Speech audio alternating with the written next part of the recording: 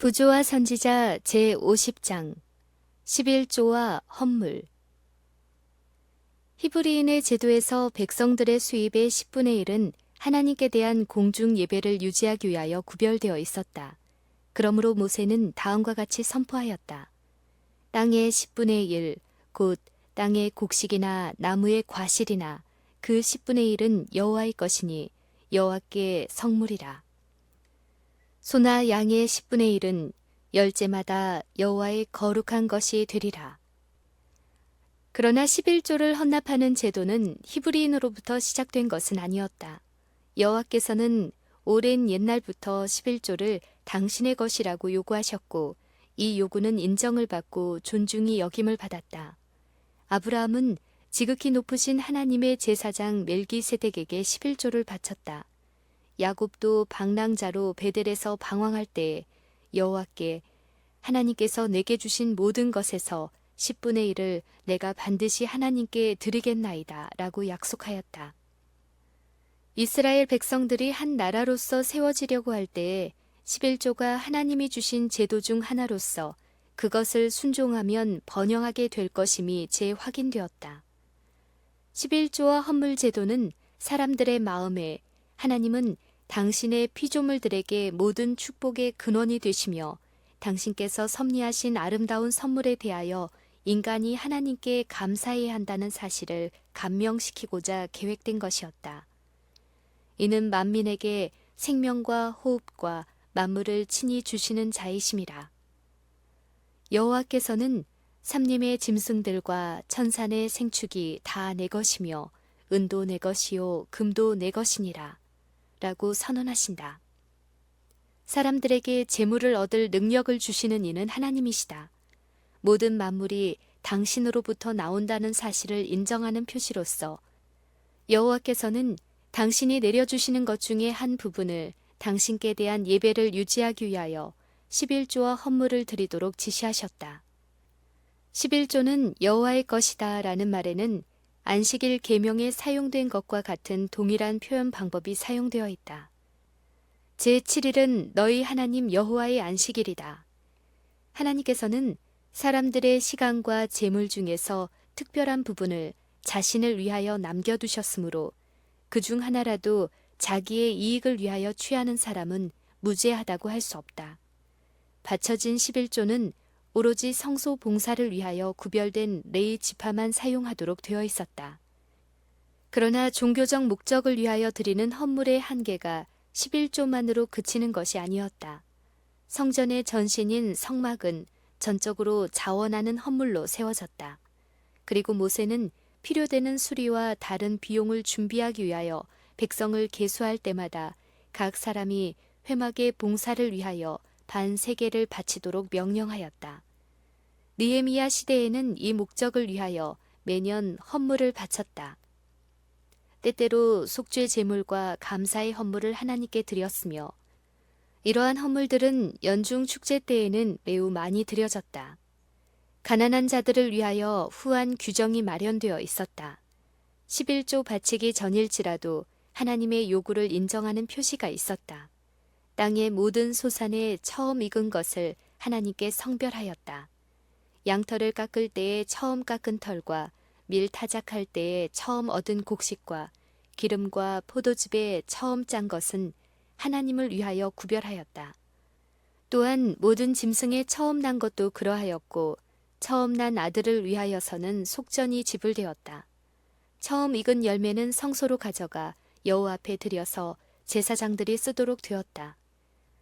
그리하여 백성들로 하여금 하나님께서 그들의 들과 양떼와 소떼의 참 소유주라는 것과 당신께서 파종 때와 추수 때를 위하여 햇빛과 비를 보내셨다는 것과 그들의 모든 소유가 하나님의 지으신 것이며 당신께서는 그들을 당신의 소유물의 청지기로 삼으셨다는 사실을 항상 기억하게 하셨다.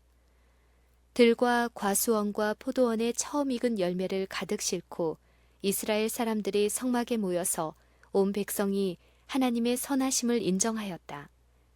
제사장이 헌물을 받을 때에 바치는 사람은 여호와 앞에서 내 조상은 유리아는 아람 사람이었다고 말하고 애굽에서 체류하며 고통을 당하고 있을 때 그 고통 중에서 하나님께서 편팔과 큰 위엄과 이적과 기사로 이스라엘을 구원하신 일을 말했다.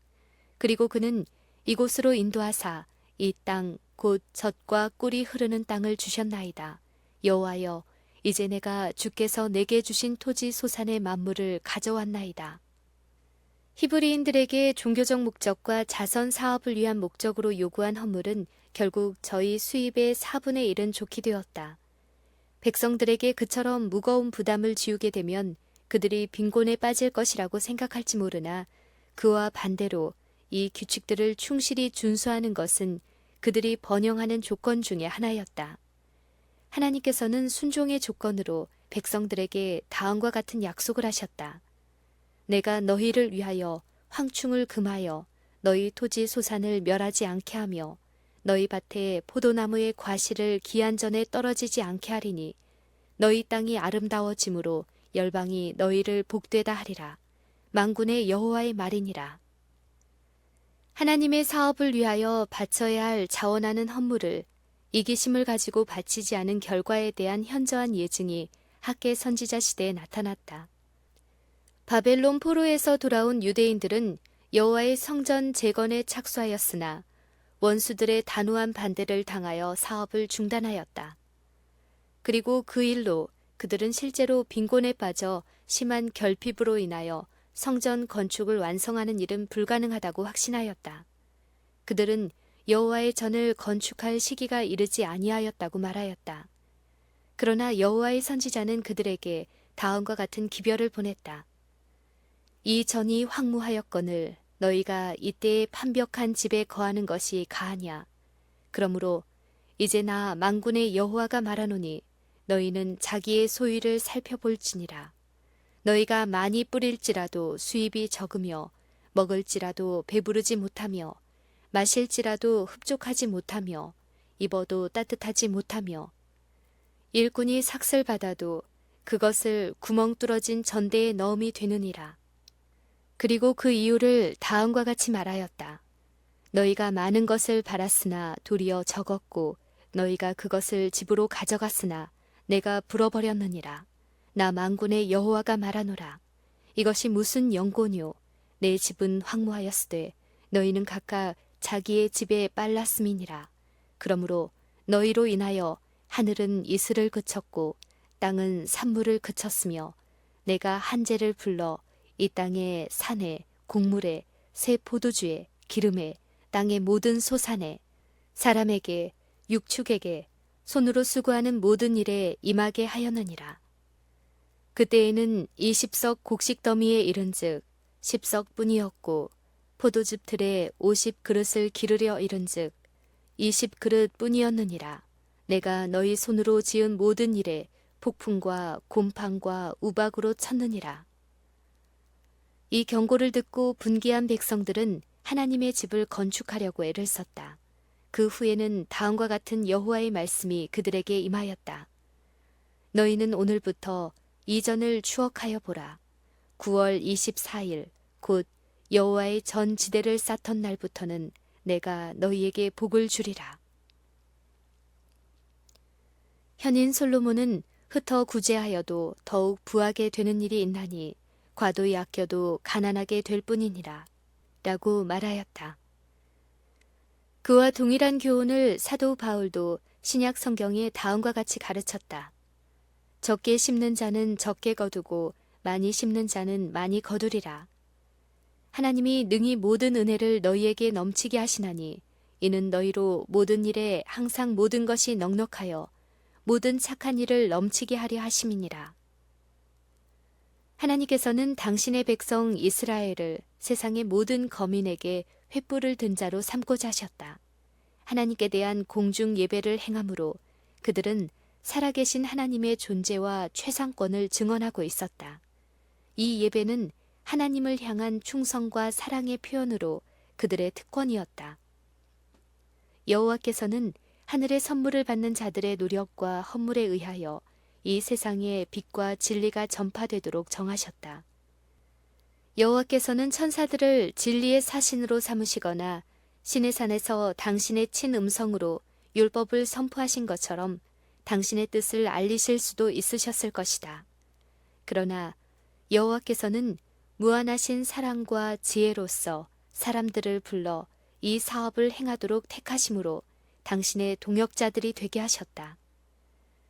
이스라엘 시대의 11조와 자원하여 드리는 헌물은 하나님을 섬기는 의식을 유지하는 데 필요하였다. 이 시대의 하나님의 백성들은 더 적게 드려도 되겠는가? 그리스도께서 세우신 원칙은 하나님께 드리는 우리의 헌물이 우리가 받은 빚과 특권에 비례해야 한다는 것이다. 무릇 많이 받은 자에게는 많이 찾을 것이요. 그리스도께서는 제자들을 내보내실 때에 너희가 거저 받았으니 거저 주라고 말씀하셨다.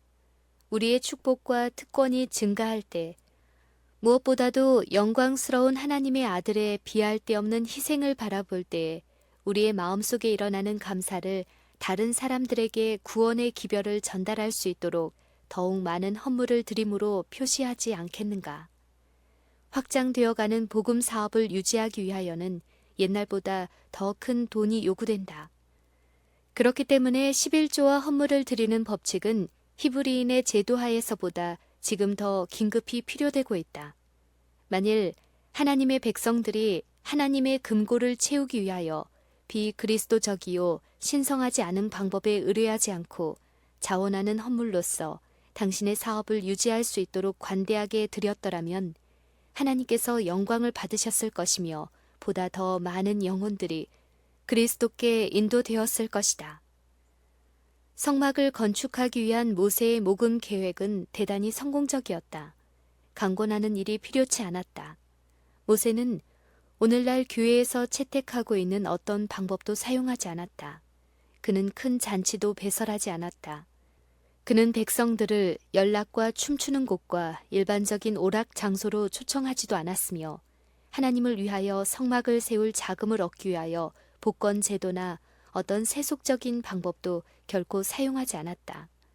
여호와께서는 모세를 명하여 이스라엘 자손들에게 헌물을 가져오도록 요청하셨다. 그분은 각자가 마음에서 우러나 바치는 헌물을 간합하실 것이었다. 그리고 헌물이 너무나 많이 들어와 모세는 백성들에게 더 이상 가져오지 말라고 명령하였다. 이는 그들이 다 쓸 수 없을 만큼 많이 가져온 까닭이었다. 하나님께서는 인간을 당신의 청지기로 삼으셨다. 하나님께서 그들의 손에 맡기신 재산은 복음 전파를 위하여 위탁하신 재물이다. 하나님께서는 충성스러운 청지기임이 밝혀지는 자들에게 더 큰 것을 맡기실 것이다. 여호와께서는 나를 존중히 여기는 자를 내가 존중히 여기리라고 말씀하셨다. 하나님은 즐겨내는 자를 사랑하시며 당신의 백성이 인색함으로나 억지로 하지 아니하고 감사하는 마음으로 그들의 헌물과 헌금을 가져올 때에 약속하신 당신의 축복을 그들에게 부어주실 것이다. 만군의 여호와가 이르노라. 너희의 온전한 11조를 창고에 들여 나의 집에 양식이 있게 하고 그것으로 나를 시험하여 내가 하늘 문을 열고 너희에게 복을 쌓을 곳이 없도록 붙지 아니하나 보라.